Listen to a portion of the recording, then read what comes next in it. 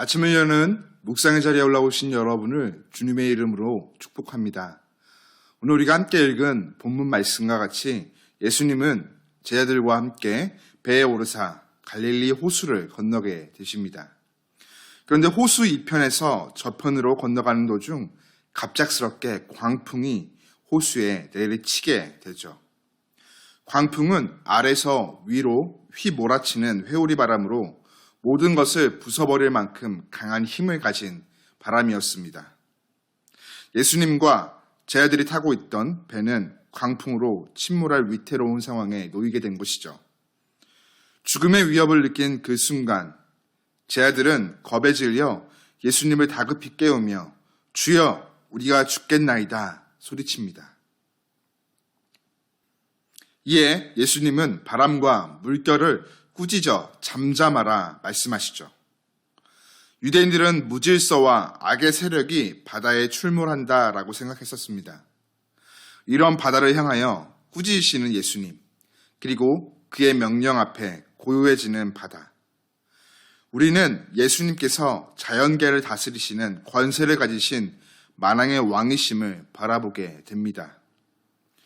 예수님은 바람과 물결을 잠잠케 하심으로 능력을 보이시고 제자들에게 믿음을 요구하십니다. 바다와 물결은 예수님의 말씀 앞에 순종하는데 정작 제자들은 말씀이신 예수님과 함께하면서도 두려워하고 불안해하였기 때문이죠. 광풍의 사건을 경험한 제자들은 예수님과 함께 곧이어 호수 건너편 거라사인의 땅에 이르게 됩니다. 이 세상에는 광풍과 같이 눈으로 관찰할 수 있는 자연계뿐만 아니라 눈에 보이지 않지만 분명하게 존재하는 초자연계가 있습니다. 초자연계에서 지금 공중 권세를 잡은 자들은 마귀와 귀신들이죠. 예수님께서 거라사인의 땅에 이르셨을 때 그곳에는 더러운 귀신들여 오랫동안 옷도 입지 않고 집을 떠나 무덤 사이에서 지내는 한 사람이 있었습니다. 그는 예수님을 보자 지극히 높으신 하나님의 아들 예수여라고 소리쳤죠. 더러운 귀신은 예수님께서 하나님의 아들이시며 자신을 무적행으로 집어넣을 권세가 있으신 분임을 알고 있었습니다. 이때 예수님은 귀신을 향해 나오라 명령하십니다. 군대라고 할 정도로 많은 귀신이었지만 예수님의 권세 있는 명령 앞에 즉시 사람에게서 나오고 돼지떼에게 들어가서는 호수에 들어가 몰살합니다. 많은 이들이 이 광경을 보고서 예수님께서 거라사인의 땅에서 떠나주시기를 간구합니다.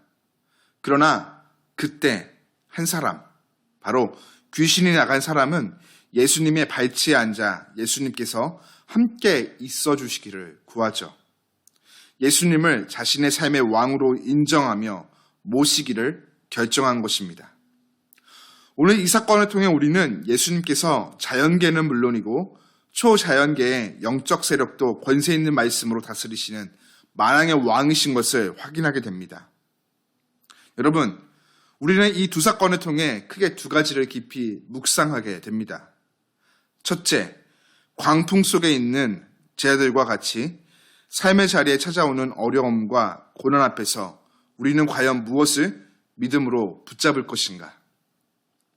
둘째, 만왕의 왕이신 예수님의 주권을 나는 인정하며 내 삶의 유일한 왕으로 온전히 모시며 살아가고 있는가?